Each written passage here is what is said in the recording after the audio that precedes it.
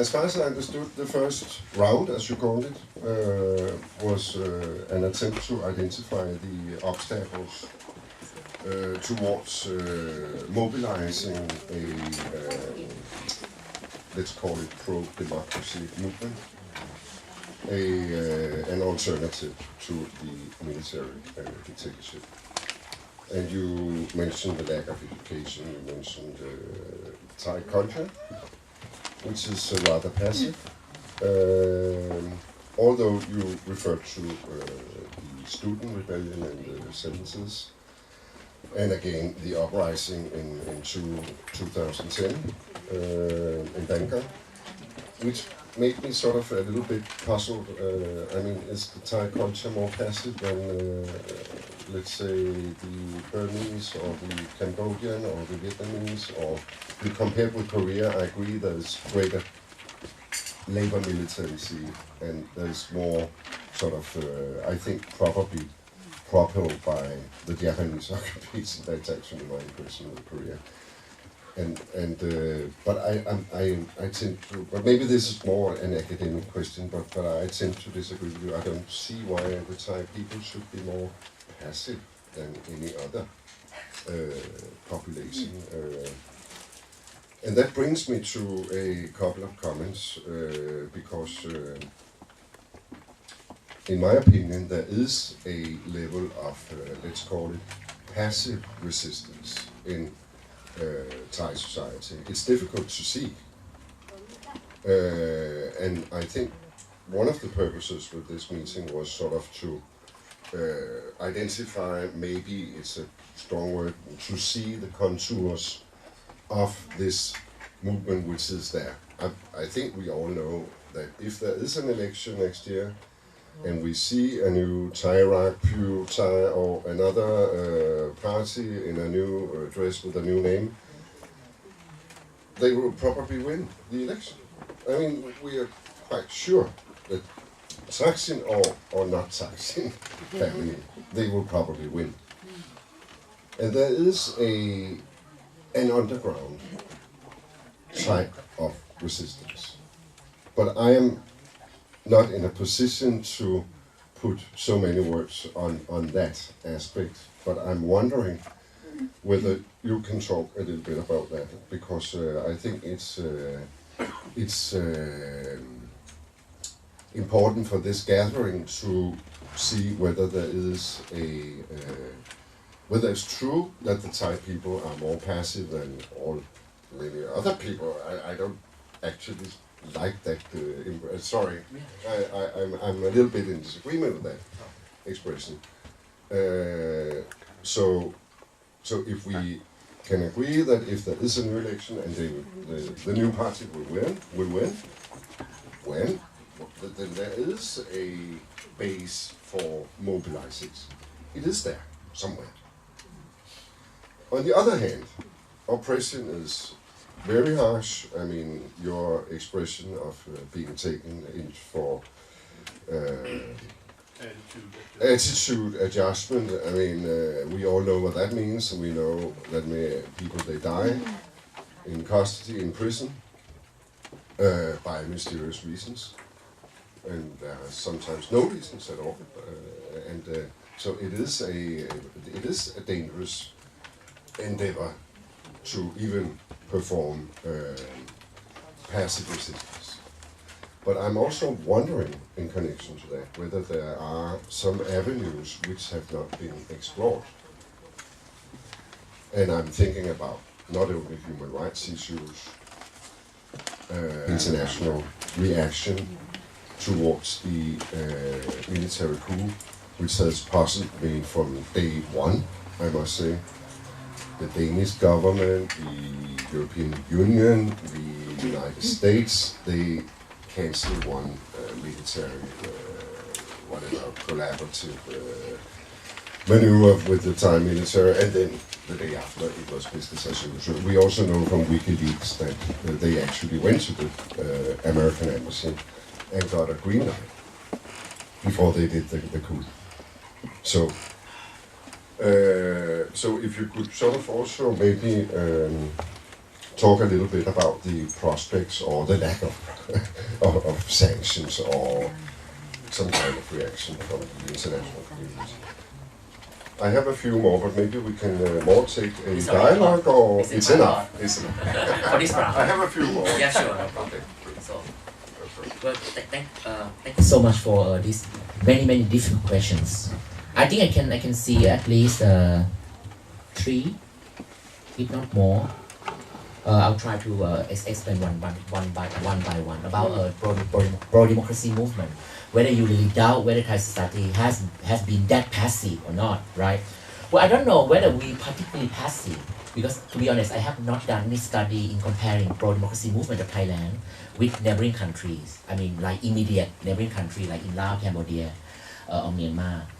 Okay, to talk about Korea is another thing, and maybe Korea is a bit too obvious an example, right? But perhaps why don't we look at Burma? Every time, even under the military rule, at least we see massive protests from monks, right? I mean, and when they came out in 100,000. So you see that every now and then. So in many ways, yes, you could see that maybe Burma, Myanmar, might be the resistance force might be stronger, might be more active than Thailand. But I mean, I really cannot debate whether we really more or less passive than other society. But just only my own observation that I think in general, I still insist on saying that we are a passive society. Right, you're talking about a student movement uprising 1973, 76, 1992. I think somehow these are piecemeal movement. I don't know whether I can use this term. Where they just come together, right? Then after they were crashed, then they disappeared. Right. What I'm trying to say is that there's no sort of like well-organized movement that has been developed over the time. Every time you see different people. Even today, you talk about the new democratic movement, กลุ่มประชาธิปไตยใหม่, something like that. Just only a handful of students with perhaps no connection with any other bigger, larger NGO, civil society organization. Most of them are interdependent from each other. That doesn't help at all in terms of building a stronger resistant force in Thailand. Again, that I could be wrong, but that is my observation. Okay. This is a kind of like piecemeal basis, not really well organized. What else right now? Okay, when you talk about passive resistance, I think that is very important point. I agree with you to a certain extent. I think the fact that supporter of Thaksin from 2001 to 2005, including with Smidt 2000 and late 2007, and including Yingluck 2011, that made them win every election, right? The fact that these people went to the ballot, went to the polling station, dropped their vote into the ballot box. I think that already demonstrated passive demonstration, which is good, right? Because they want to resist against the domination of the old power. That's why they went to the polling station and look, I want to elect whomever we wanted. And it's happened that whoever we wanted might not be your choices, right? The choices of the elite. Again, I think that is a good demonstration of passive resistance. But then I can't help also thinking that, yeah, I mean, they could demonstrate it. And then actually there was a result come out of it, meaning Thaksin win, Yingluck win, blah, blah, blah. But at the end, they were overthrown. Not long after that, right? So that also go to repeat a Thai saying that คนต่างจังหวัดเลือกรัฐบาลแต่ว่าถูกคนกรุงเทพเนี่ยล้ม so the people in the provinces elect their representatives but only to be overthrown by Bangkok people. So that goes to show that somehow passive resistance could only work to a certain extent, could only be effective as far as it's effective. What I'm trying to say that it has to be effective together with a structural change as well. So passive resistance has to come with structural change, which means people have to change the perception about electoral politics so that something like this expressing your political will through the ballot box would only work. Otherwise, again, I don't think it will work. Even if you try your best, you know, I mean, to stick to the rule of the game, electoral politics like that. I think this is so sad because when they, and I often say this to my students, when they protest peacefully, again through the ballot box, that is the way that they protest peacefully. You still don't allow them to protest peacefully by overthrowing the government that they elected. So don't be surprised if they would turn this peaceful protest into a violent protest. That's what we saw in 2010. Then who could only blame them for being aggressive against the Thai state? I don't know whether that related or not, but that is something that we can think about. Are there avenue of this kind of pro-democracy movement? I really cannot think of anything. Maybe I have to do more studies. Apart from, you know, supporting this grassroots passive resistance, I'm not so sure. Let me sit on that, and I'll come back. Last one is about international reaction. I think this, I could say this a bit more because I have done some work on the sanction, which is I think quite important. I'm one of the first people who came out immediately after the coup that it's time now for the international community to punish Thailand so hard, right? So as to show the world that we can no longer tolerate military regime in Thailand and anywhere else. But it has been disappointing, and it has a lot to do with the, you know, international political game anyway, which is also as a student of international relations, I would only understand it, right? Sometimes we talk too much about national interest. You know, what really mean national interest? Sometimes punishing Thailand might not be in their national interest. Then why should they do so, right? So that's why I think this issue has been quite complex. Okay, let me tell you a bit briefly then. I do not want to talk too long. Okay, immediately after the coup, you know, the first country, obviously the United States, came out to say, oh, we disappointed, blah, blah, blah. You know, John Kerry came out and said, we hope that to see that, you know, Thailand will return to democracy very soon. And because of that, we have to impose sanctions. What they did not say is, this is just only a soft sanction. Soft sanction means that almost doesn't cause any impact whatsoever. How can the United States suspend it only 4.7 million, right? Only 4.7 million, which is so small an amount of money that would assist, that would usually give to Thailand as financial assistance. So you know, it wouldn't make any difference. The EU might have done more on banning this and that. Again, trade still go as usual. What I say?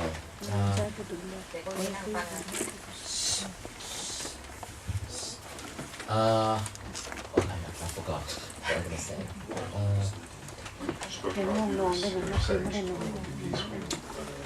Yeah, I mean, it's symbolic. It's symbolic, and okay, I'll wrap this up because I've been going on for so long. What I'm trying to say is that I mean we also have to understand that the extent to which the United States has forged its relationship with the Thai military and the Thai army for so long during the Cold War, to the point that I would see that they have not even come out of the Cold War yet, because they have this perception that, you know,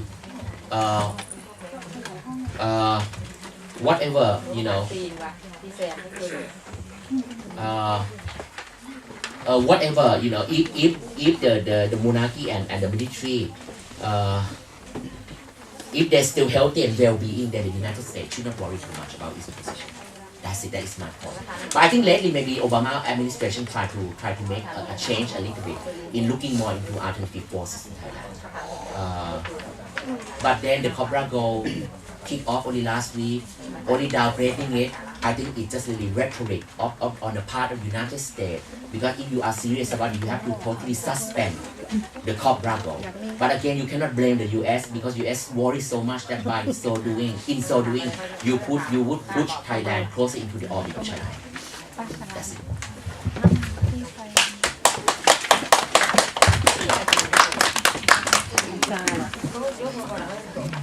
actually a key question because the government of the military has presented itself as quite anti-American, quite nationalist, quite pro-Thai business interests.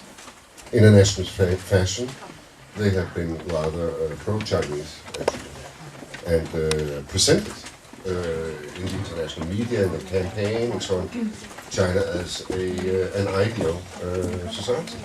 And that brings me to the second comment about what is actually the strategy of the military leadership. Because you talked about the succession and, well, it's probably, you're right, it's in the cards that the crown prince it will be the only choice. It's not the best. Yeah. Definitely not the best. It's quite unpredictable. But there's no other solution, probably. And that, you brought in Myanmar or Burma, that we are now in a very bizarre situation. That the government in Thailand is now probably copying those parts of the Burmese constitution which they like, and that will probably be the future scenario. We will see a guided democracy. I think that would be a possible description of what we are going to see, and the election will be embedded in a military straitjacket. So they will control key ministries, and they will also have a maybe not a majority vote, but they will be, the parliament, and it will be. There will be so many representatives from the military itself and from the network monarchy. So it will be impossible to govern or to make any progressive move towards a full-fledged democracy, if we can call it that. But I would like, sort of, in connection to that, because we also know that there is some inter-elite contestation. There are military factions. You talked about the Queen's Guard, the Crown Prince Guard, the fact that there are, and Thaksin, we also know, has some connections still within the military. So can you say a little bit about Prem, he's so old now, and the Privy Council is probably going to be renewed soon, no matter what. Prem, 120. How old is he? 90? He's 90 something, so 30 years to go. But anyway, he's still quite powerful. But can you say a little bit about this inter-elite conflict?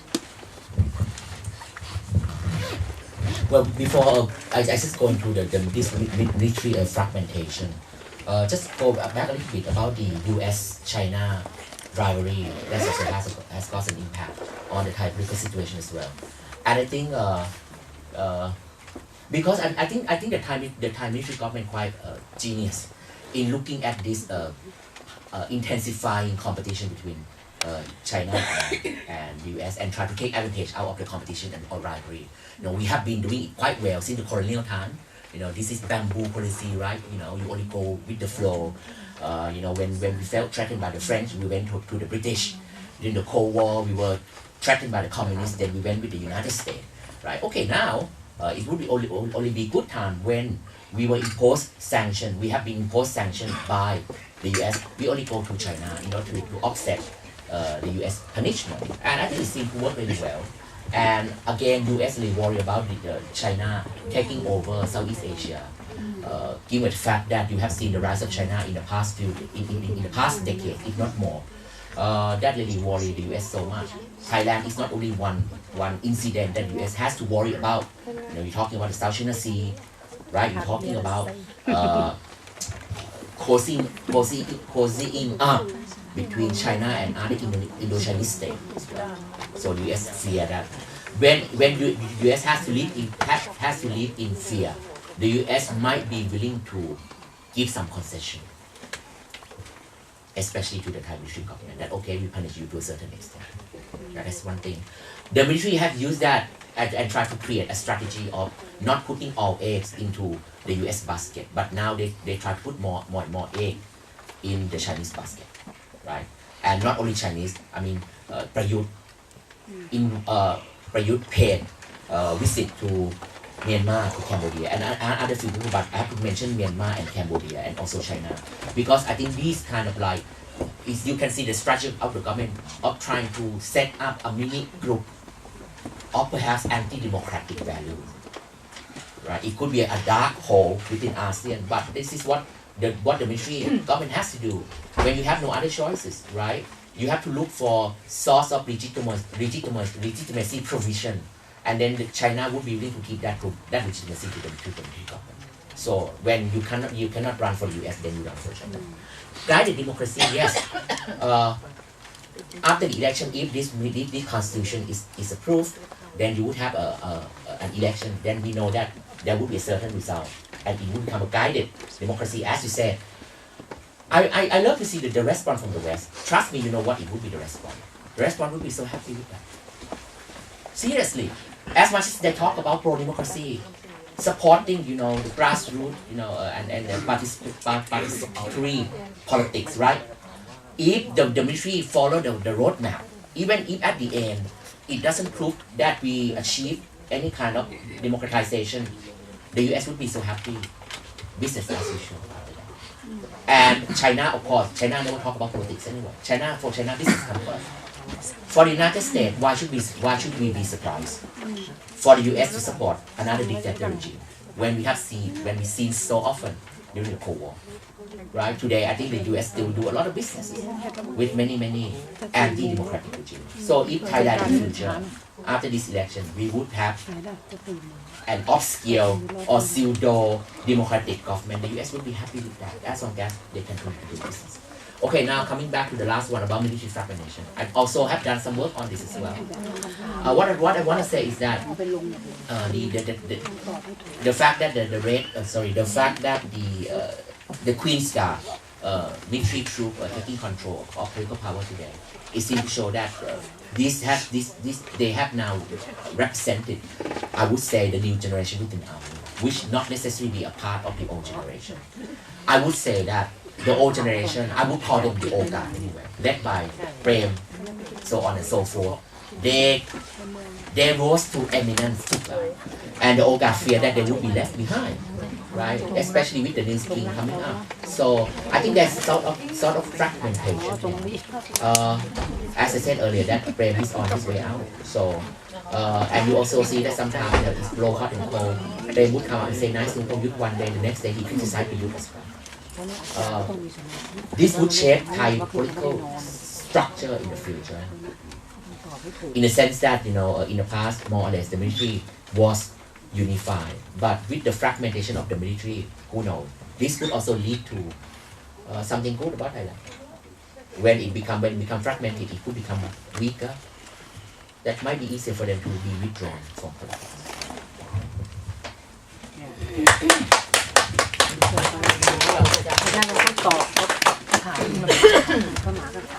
So can you take one more question? Yeah, sure. The last question? Because what actually an additional point I was interested in was the layer below, the new classes entering the military top line, because the Queen will also not be there forever, if I may say so. So what is interesting is whether there are any progressive forces among the different military factions. When I say progressive, I mean not pro-Thaksin necessarily. Yeah. Within the military. Within the military, okay. And within the elite. I can mention a whole list of names from the Democrat Party who would actually not roll back Thaksin's most progressive reforms. The health reform, some of the reforms which actually favor the poor, the farmers, etc., etc. But and they are there still. although the reform seems to be rolled back now. But you ask in a specific context of the army, Yes. right?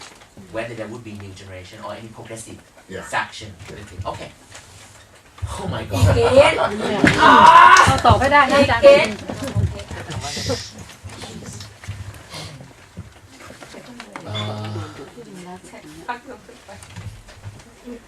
I wish I know, but I think I might not know because I need to go and sleep with them and eat with them.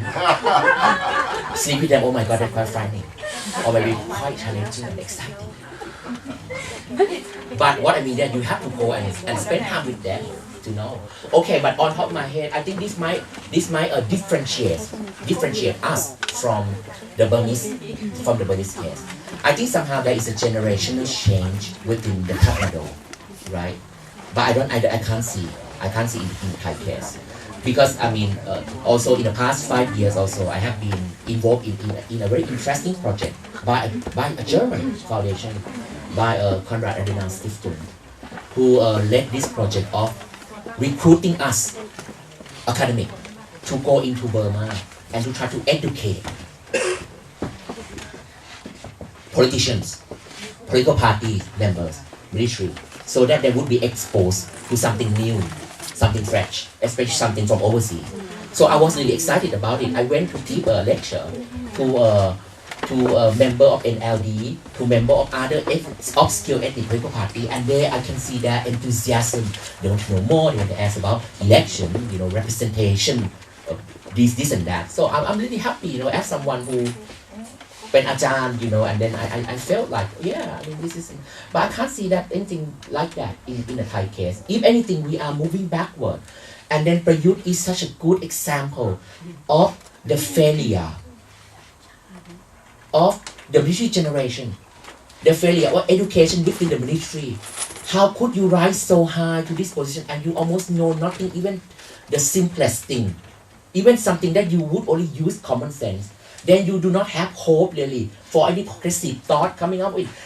Listen to what most of the things that Prayut has said. I mean, it's just out of this world. He said the other day that women should stay home, right? Women should not have the equal right. Look at my wife, she look after my children so that I can go out and about and don't have to worry about bringing up children. Oh my God, you sexist, you male chauvinist, you just a dinosaur, it's incredible. And also Facebook also Facebook is such a godsend thing. Facebook, kind of signal the information revolution. It kind of like bring up any new information all the time, right? Every now and then you would see that some young military cadet would write something stupid on Facebook. In fact, I see it so often. Young officer in the army saying that, the red shirt, they're just stupid buffalo. Deserve to be killed. I see that so often. And that is even, this is junior military men. I mean, they do not really understand at all. That, there has been no real education within the army about the concept of democracy, about the concept of human rights. And maybe we should also blame the United States as well, seriously. With all this Cobra Gold, this and that, with all the training. The training more or less is about physical training. Has nothing to do with intellectual training. I mean, this is so disappointing. Well, I can go on and on and on.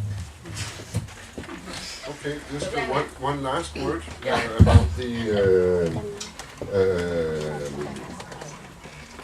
about the question about strategy, because I have also been thinking about the Thai diaspora. I mean, nobody discuss divesting or boycott of tourism, or boycott of this or boycott of that. So I mean, if there are nobody, even among the diaspora, who talk about a strategy for whatever, civil disobedience, put the perpetrators on trial, or human rights, or then it's difficult to see. Be optimistic. Well, I mean, okay, I'm glad this is the last one, and it's the most hard-hitting one. And if there would be anyone that would be in the best position to talk about it, is me.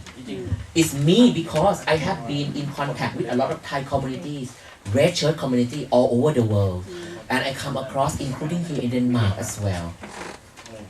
Yeah, mix of good and bad results. You know, somehow we are cursed as a Thai that we can't get along. Seriously. I don't know. I mean, sometimes you know sometimes the most difficult question only require easy answer. That we just can't get along. What I'm trying to say is that if you dream of uniting Thai people overseas in order to put pressure on the government, oh my God, it's so difficult. It's already very difficult to unite those with different political perspectives. It's equally difficult to even unite political thinking in this room. No.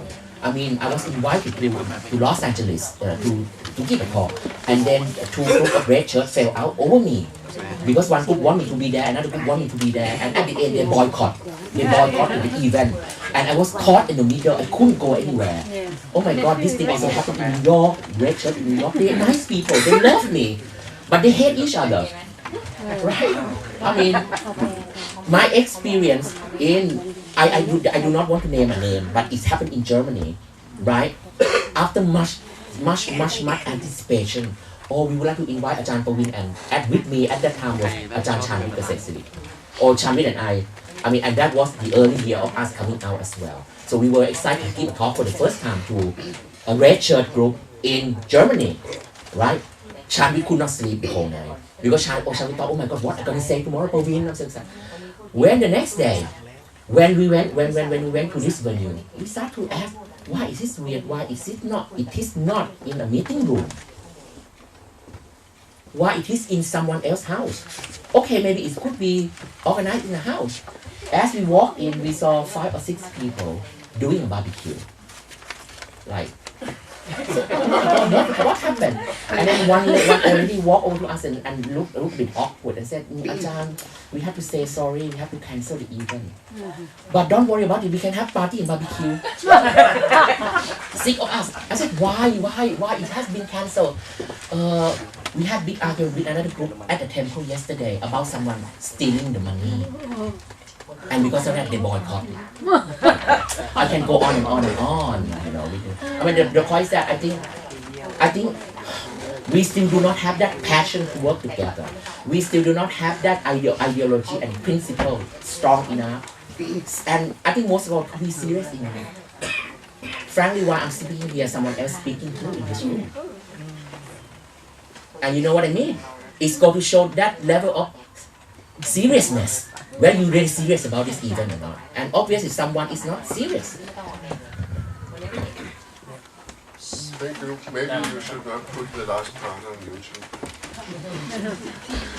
Anyway, thank you.